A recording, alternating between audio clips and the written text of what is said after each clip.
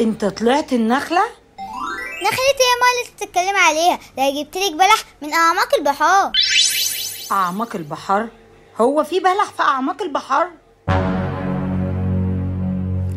سيكي فيا يا ماما. بلح البحر ده قعدت كتير قوي اغسل فيه ونقعته مش اقل من ساعة.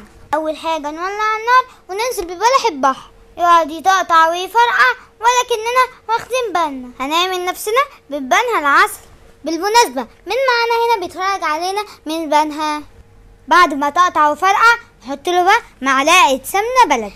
السمنة لازم توصل لكل واحدة في البلحة. وصلتوا لحد هنا لازم تصلوا على الرسول وحطوا لايك على طول. توم وكمون وليمون والفلفل وملح. الفلفل ده سبايسي بيخليها سبايسي كده وجامدة قوي. وحطيت كمون وملح ونزلت بيهم على البلح على طول وقلب قلوبة ونحط لايك. عايزه اقول لكم اللي انا اول مره في حياتي اكله، اقول لكم مش هتندموا لو جربتوه.